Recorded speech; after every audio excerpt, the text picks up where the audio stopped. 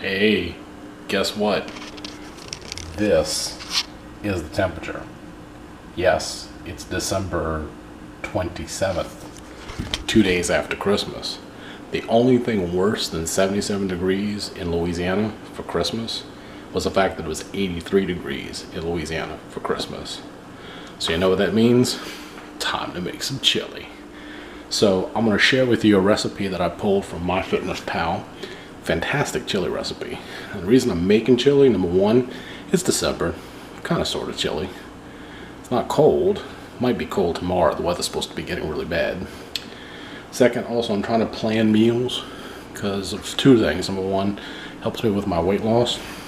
And then second, I'm also a big advocate of Dave Ramsey, and I'm following Dave Ramsey's baby steps. So I'm in the process of prepping some meals, and I'm also going to be participating very soon in No Spend January. So I'm making things that would normally be stuff that I would keep in stock, stuff would be in my pantry. So let me show you what we're making chili with. So here is the chili stash. This is everything that's going to be in it. Got paprika, got chili powder, cumin, minced garlic, olive oil, chicken broth, corn, tomato sauce, diced tomatoes, a little bit of salt, medium onion, red pepper, and some ground beef. Now, Walmart doesn't sponsor me, so just the fact that it says great value doesn't mean anything. It's just the fact that it's one of the grocery stores we have here. It's probably one of the least expensive stores we have. So I shop there a lot, tries to save money, that type of thing. So let's go ahead and get started getting ready to prep the chili. And the recipe is a MyFitnessPal recipe, so I'm going to link in the description below for you guys to be able to try it. I'd like you to give your opinion of what you think about it if you do get a chance to try it. And also, I'd like to also get some other recipe ideas from you also in the descriptions below. If you have time for comments, please feel free to comment and tell me what you think of the recipe as well as some other recipes. So let's get started with it all. Okay, so the first thing we have to do, first step, if the camera wants to focus, there it goes, is we're going to take the ground turkey and we're going to go ahead and heat that in the skillet. I'll put a little bit of oil in it, and this is going to end up needing to be browned down, and we add a little bit of salt to it just for like a taste type thing. But we want to get this brown first before we put this actually in the slow cooker. Now, I bought this ground turkey on sale. I got a big multi-pack of it at the wholesale club at Sam's. It was a real good deal at the time. I think it comes down to like less than 50 cents a pound. So this is actually 1.5 pounds. The recipe actually calls for 1.3 pounds of ground turkey. So I'm gonna cook this down and I'll be right back. Okay, and the next part of the recipe, we're gonna need we need the bell pepper, and we need this medium onion, and I'm gonna dice them fine. And because I'm just lazy, we have this chopper thing, which works really well. So these two things are gonna go in this bowl, because once the ground meat is finished cooking, we're gonna need to saute this a little bit to be able to put it in the slow cooker.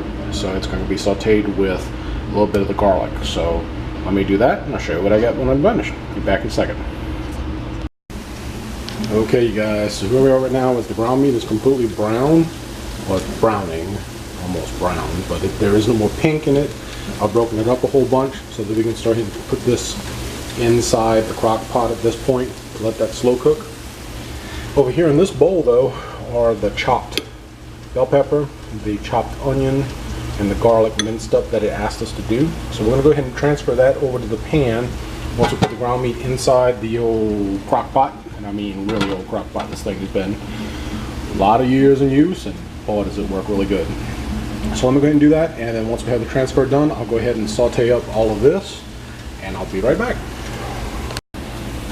Alright you guys, now I'm transferring what is the onions, garlic, and red pepper over to the crock pot with the meat in it. Alright, let's get that done real quick. Alright you guys, now we're going to start pouring some things in. So the recipe says that what we're going to put in is we're going to end up putting in the chicken broth, which you see that can is empty. Oops, because it's over here. The reason I put it over here is because I got that last little bit of onion and bell pepper off the bottom of the pan, so I thought I'd swish it around and do that. We're also going to be putting in all these things, where we've got some tomato sauce, corn, diced tomatoes, And then that bowl has got all of the spices in it. So let's see what we actually have here. It says here we're supposed to use 1.5 cups of frozen corn kernels. Well, I'm trying to use what I have, so I had to use a can, and it's about a cup and a half, maybe a little over 2 cups. Then it says we're supposed to use 10-ounce can of mild diced tomatoes. Got that. Actually, that's 14.5 ounces, so we'll have a little bit extra.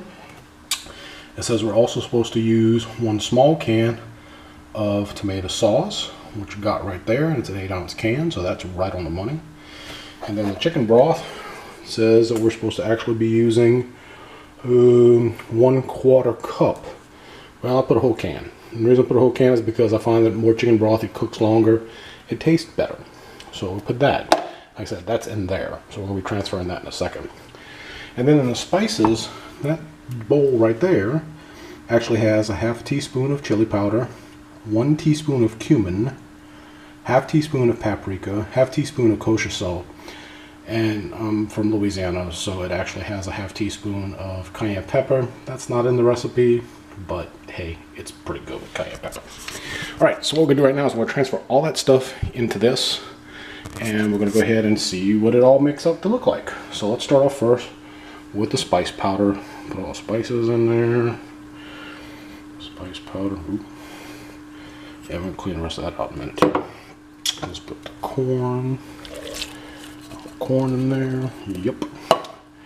And the tomato sauce in there. Yep, that looks good too. And the diced tomatoes go in there. Oh yeah, looking good. And then we're gonna put the rest of this chicken broth in there. I'm gonna leave a little bit left because I'm gonna put a little bit in this so I can clean that out. I won't leave any of that out anywhere. Also, we need some of that tomato sauce can too, so let's put a little bit of that in there too. Put that in for a second, try to do all this with one hand. Not very easy, but we're gonna make it work. That goes in there. Tomato sauce can. Put the last of onions in this thing. Wow. Oh, we're gonna have to get all that out of there. Alright, let me put all that back right there for a second. I'll swish around the tomato sauce can. Got all that in there too. Goes in there, and there. Alright, let me get out the rest of the onions and we'll start this thing up. Back in a sec. Okay, well now we've got it all in the crock pot. As you can see right here, it's pretty full. We've got all the tomatoes and all the seasoning in there. Give it a good stir. Make sure I have it kind of spread around. Now the rest of the ground meat and tomatoes and everything will actually cook down as this cooks down. So while we're waiting on that to cook, it'll be a few hours. So now there's 2 ways to cook it. You can cook it for 4 hours, and that would be on high heat, or you can cook it on 6 hours, and that would be on low heat. Actually, it tastes a lot better than 6 hours, so leave it on 6 hours. So we're gonna go ahead and throw that in, and we're gonna let that bad boy cook, and I'll check in with you in a little bit and let you see what it looks like in a couple hours. Back in a minute. Okay guys, this is the final product. I didn't get a chance to shoot this last night because 6 hours of cooking pretty much meant that worked out to about midnight last night.